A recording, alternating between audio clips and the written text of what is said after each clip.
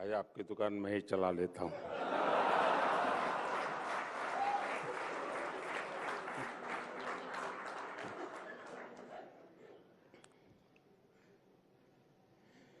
India today conclave में जुड़े सभी महानुभावों को मेरा नमस्कार।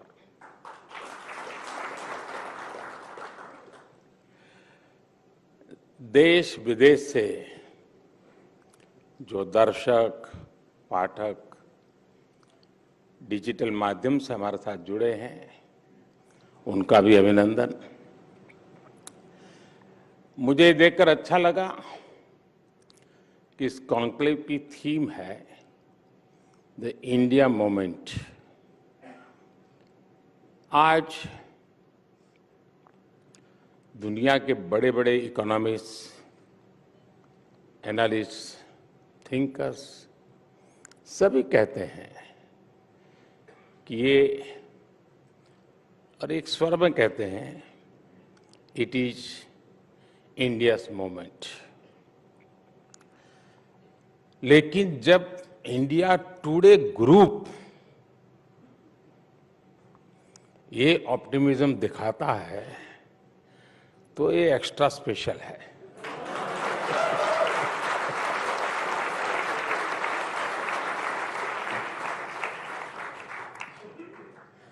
वैसे मैंने 20 महीने पहले लाल किले से कहा था,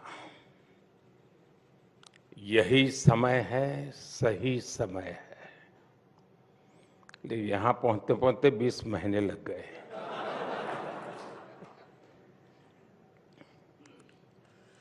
तब भी भावना यही थी,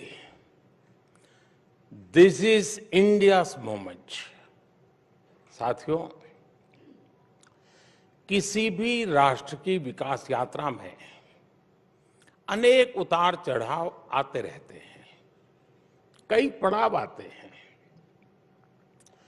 आज 21वीं सदी के इस दशक में भारत के सामने जो टाइम पीरियड आया है,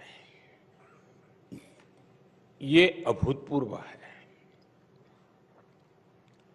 आज के कुछ दशक पहले जो देश आगे बढ़े, कई देश आगे बढ़े हैं, विकसित हुए, लेकिन उनके सामने स्थितियां बहुत अलग थी।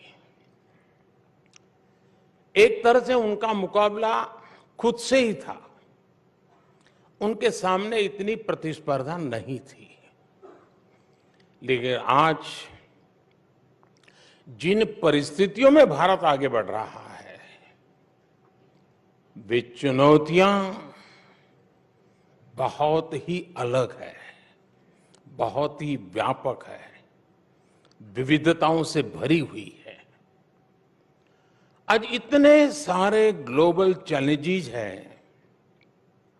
अब देखिए, 100 साल में आई सबसे बड़ी महामारी, सबसे बड़ा संकट है। 2 देश महीनों से युद्ध में है। पूरी दुनिया की सप्लाई चेन अस्त व्यस्त है।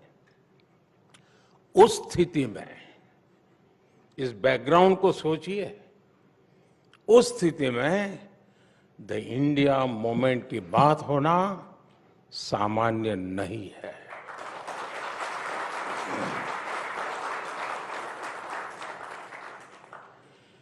ये एक नया इतिहास बन रहा है जिसके हम सभी साक्षी हैं। आज पूरी दुनिया भारत को लेकर एक विश्वास से भरी हुई है।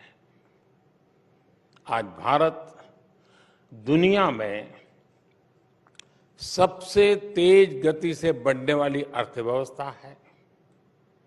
आज भारत दुनिया में नंबर 1 स्मार्टफोन डेटा कंज्यूमर है। आज Bharat global fintech adoption rate में नंबर 1 है। आज भारत दुनिया का दूसरा सबसे बड़ा मोबाइल मैन्युफैक्चरर है। आज भारत में दुनिया का तीसरा सबसे बड़ा स्टार्टअप इकोसिस्टम है। ऐसी कितनी ही बातों पर चर्चा होती रही है, लेकिन चलो पुरानी बातें कभी किसी को जरूरत पड़ेगी तो खोद के निकालेगा। लेकिन मैं अभी अभी की बात करना चाहता हूं आज, और वो भी 2023 की।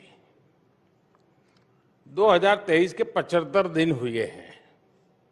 मैं उन 75 डेज की ही बात आज करना चाहता हूं। इन 75 दिनों में देश का ऐतिहासिक ग्रीन बजट आया।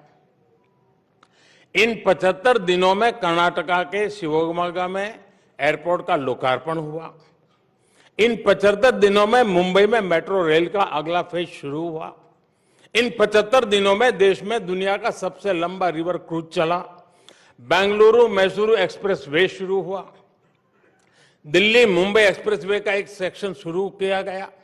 मुंबई से विशाखापट्टनम से वंदे भारत ट्रेनें चलनी शुरू हुई। आईआईटी धारवाड़ के परमानेंट कैंपस का लोकार्पण हुआ। भारत ने अंडमान और निकोबार द्वीप समूह के 21 द्वीपों को परम वीर चक्र विजेताओं के नाम किया। साथियों, इन 75 दिनों में ही भारत ने पेट्रोल में 20% इथेनॉल की ब्लेंडिंग करके E20 फ्यूल लॉन्च किया है। इन 75 दिनों में ही तुमकुरू में एशिया की सबसे बड़ी आधुनिक हेलीकॉप्टर फैक्ट्री का लोकार्पण हुआ है। एयर इंडिया ने दुनिया का सबसे बड़ा एविएशन ऑर्डर दिया है।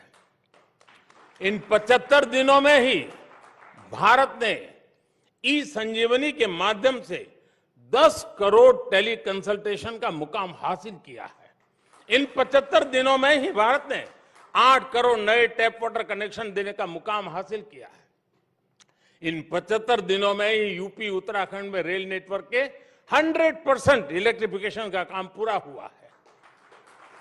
साथियों, इन 75 दिनों में कूनो नेशनल पार्क में 12 चीताओं का नया बैच आया है। भारतीय महिला टीम ने अंडर 19 क्रिकेट में T20 वर्ल्ड कप जीता है। इन 75 दिनों में देश को 2 ऑस्कर जीतने की खुशी मिली है। साथियों, इन 75 दिनों में हजारों विदेशी डिप्लोमेट्स और विभिन्न संस्थाओं के प्रतिनिधि G20 की बैठकों में हिस्सा लेने के लिए भारत आए।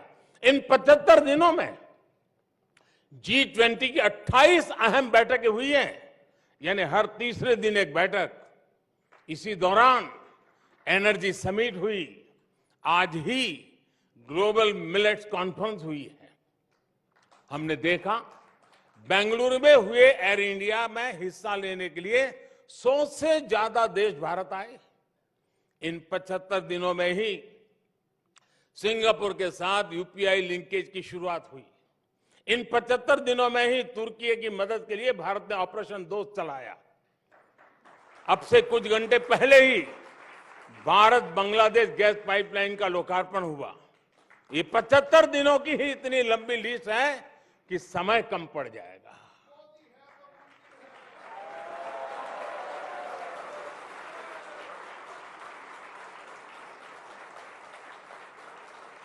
और मैं 75 दिन की कुछ बातें इसलिए दिखा रहा हूं कि यही इंडिया मूवमेंट का ही तो रिफ्लेक्शन है। साथियों, आज देश एक और रोड, रेलवे, पोर्ट, एयरपोर्ट जैसे फिजिकल इंफ्रास्ट्रक्चर बना रहा है। दूसरी ओर भारतीय संस्कृति और सॉफ्ट पावर के लिए भी दुनिया में अभूतपूर्व आकर्षण है। आज योग पूरी दुनिया में लोकप्रिय हो चुका है। आज आयुर्वेद को लेकर उत्साह है। भारत के खान पान को लेकर उत्साह है।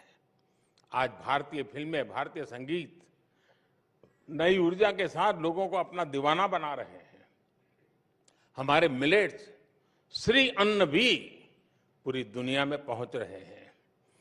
बात चाहे इंटरनेशनल सोलर अलायंस की हो या coalition for disaster resilient infrastructure की हो, विश्व आज इस बात को महसूस कर रहा है कि भारत के आइडियाज और भारत का सामर्थ्य ग्लोबल गुड के लिए है।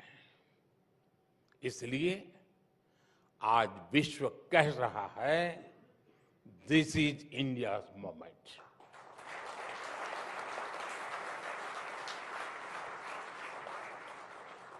और आप सबने हाल फिलहाल एक और बात भी नोट की होगी, इन सब का मल्टीप्लायर इफेक्ट होता है। एक छोटी सी बात की तरफ मैं आपका ध्यान आकर्षित करता हूं। आजकल अधिकतर देश,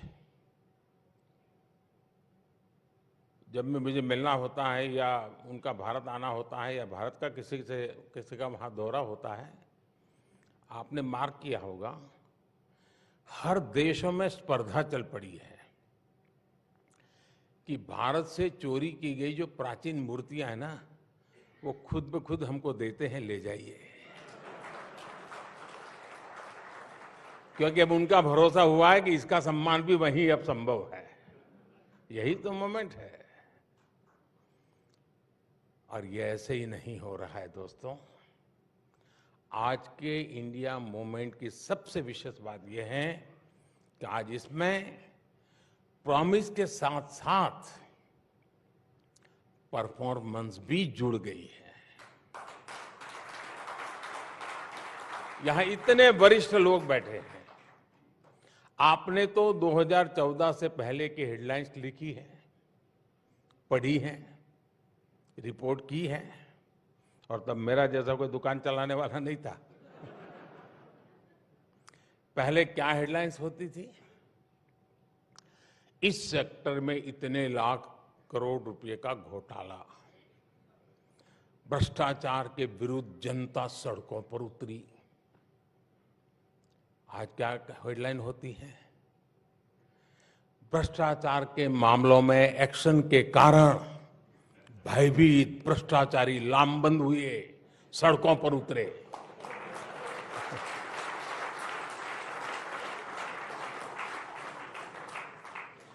आप लोगों ने तो घोटालों की खबरें दिखा दिखाकर इतनी टीआरपी बटोरी है। अब आपके पास अपॉर्चुनिटी है, भ्रष्टाचारियों पर कार्रवाई दिखा करके टीआरपी बढ़ाइए। किसी के प्रेशर में ना आए, बैलेंसिंग के चक्कर में ये मौका न गंवाएं। साथियों, पहले शहरों में बम ब्लास्ट की हेडलाइंस होती थी, नक्सली वारदातों की हेडलाइन होती थी। आज शांति और समृद्धि की खबरें ज्यादा आती है। पहले पर्यावरण के नाम पर बड़े बड़े इंफ्रास्ट्रक्चर प्रोजेक्ट रोके जाने की खबरें आती थी। आज पर्यावरण से जुड़ी पॉजिटिव न्यूज के साथ ही नए हाईवे, एक्सप्रेसवे बनने की खबरें आती हैं। पहले ट्रेनों की दुखद दुर्घटनाओं की खबरें आम बात होती थी। आज आधुनिक ट्रेनों की शुरुआत हेडलाइन बनती है। पहले एयर इंडिया के घोटालों की बेहाली की चर्चा होती थी। आज दुनिया की सबसे बड़ी एयरक्राफ्ट डील की खबरें दुनिया में हेडलाइन बनती है। प्रॉमिस और परफॉर्मेंस का यही बदलाव इंडिया मूवमेंट लेकर आया है। वैसे बात साथियों, जब देश आत्मविश्वास से भरा हो, संकल्प से भरा हो, विदेश भी, दुनिया के विद्वान भी भारत को लेकर आशावान हो, इन सब के बीच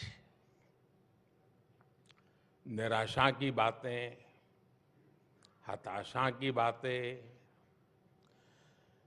भारत को नीचा दिखाने की बातें, भारत का मनोबल तोड़ने की बातें भी होती रहती है। अब हम जानते हैं कि किसे कहीं पर भी शुभ होता है ना, तो काला टीका लगाने की परंपरा रहती है।